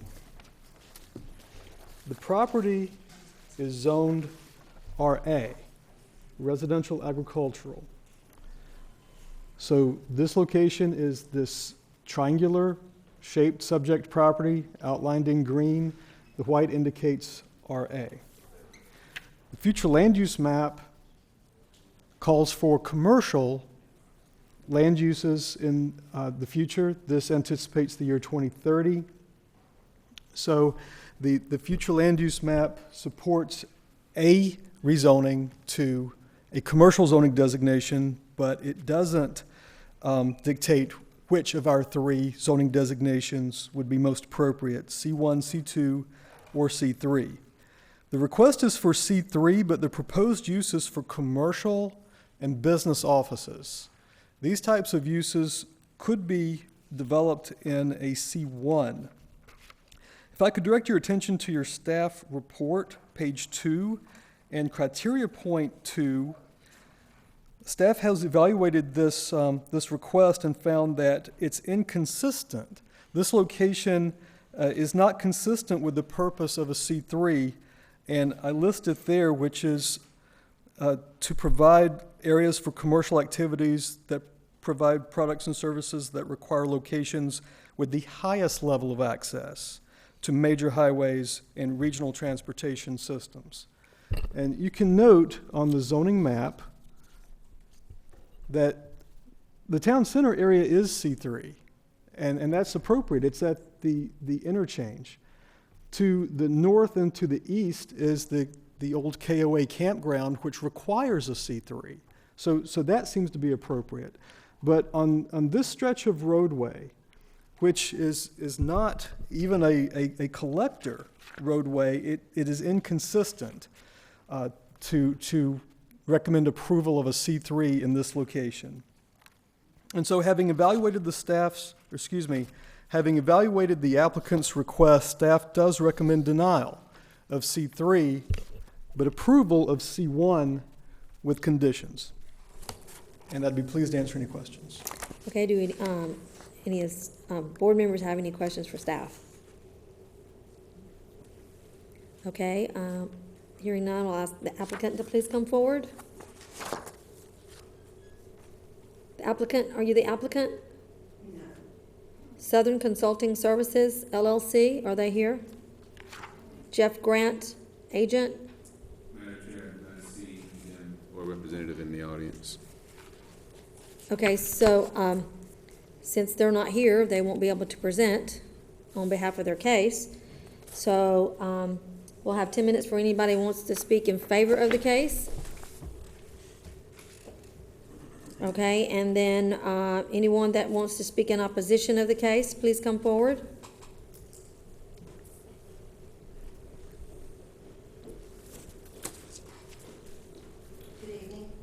Please take your name and address for the record. My name is Cynthia Stanley, 499 Mount Olive Road. I live on the side of Mount Olive Road, off of Chambers Road, across from where the water tower is, where Community Christian Church is, and school, private school, which my daughter went to and graduated. And right across the street from me is one house only, that is holding out, and I really don't blame them. Nearly all of the woods have been raised. I mean, they're gone.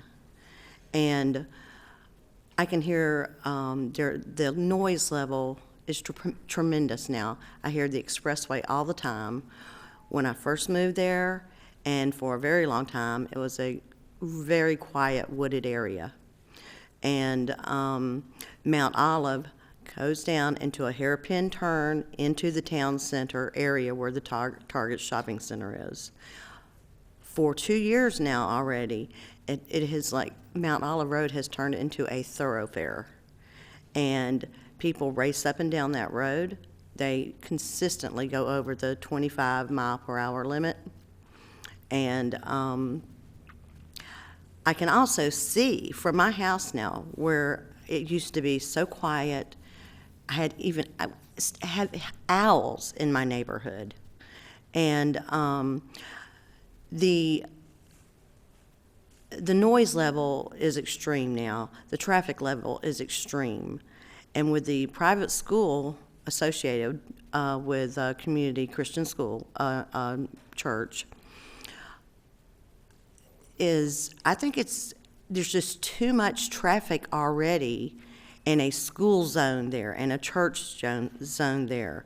We already have properties, businesses across from Chambers Road on Jodico Road, and many of these parts of the buildings have not been rented out or bought for any kind of stores. There's several, but they've been empty for over 2 years now since they've been built. And now, with all of these trees gone, there is no noise buffer at all anymore.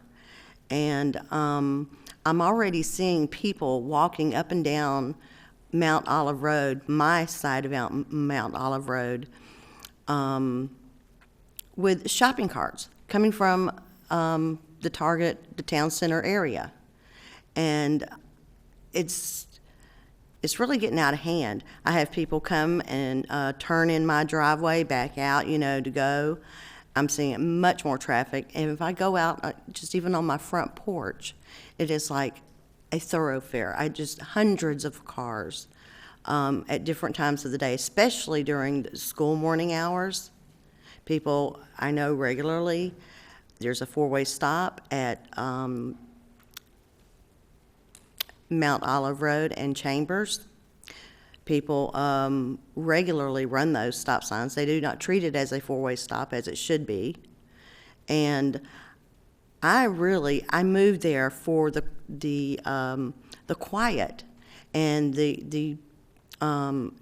I've been in Henry County since 1978 and have lived in Stockbridge since 1978. And I really do not want to see.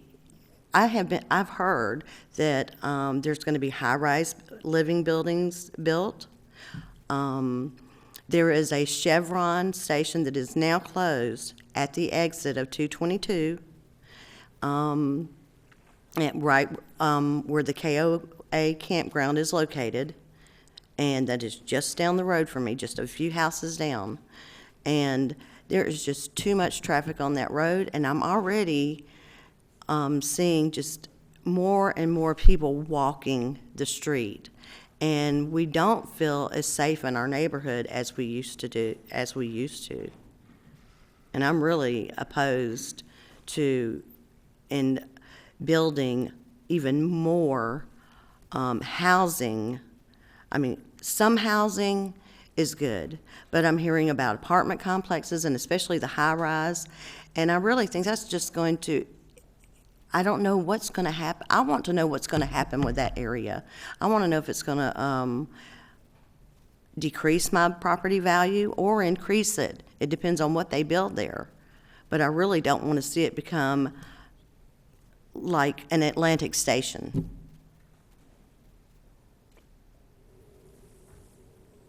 And that's just my opposition to it. There's just too much traffic already, and I really dislike the noise because I moved there for the safety and the quiet. Okay, thank you. Thank you. Okay, anyone else want to speak in opposition of the case? Okay, I don't see anyone coming up, and since there's not an applicant, do the board members have any questions for staff? If not, we'll call the case. Oh, Ms. King, did you have? Well, I mean, it would be nice to have the applicant here to know if Yeah. we have a plan for the offices, if there's going to be a doctor's office or just a business office, that's all. Okay. All righty. Call the case, please. Case number RZ-17-26. Southern Consulting LLC of Stockbridge, Georgia requests a rezoning from RA, Residential Agriculture, to C3, Highway Commercial, for property located on the east side of Mount Olive Road, north of Jonesboro Road, and land lot 38 of the 6th District. The property consists of 2.81 plus or minus acres, and the request is for commercial business offices. The property is located in Commission District 2 and was presented by Mr. Stacy Jordan Rootsil, Chief Planner.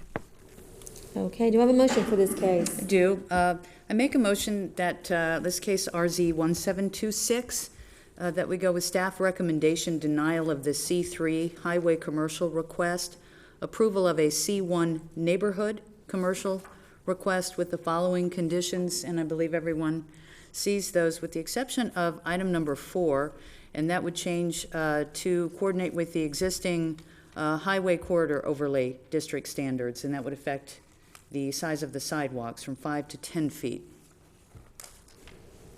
Okay, we have a motion with amendment to the condition number 4. Do I have a second? A second. We have a second. Any discussion? All those in favor indicating by raising your hand. Motion carried. Okay. And I don't think there's any more cases. So I just want to wish everyone a happy Thanksgiving again. Motion to adjourn. Make a motion to adjourn. Okay. Do I have a second, or we just so Second. moved? All right.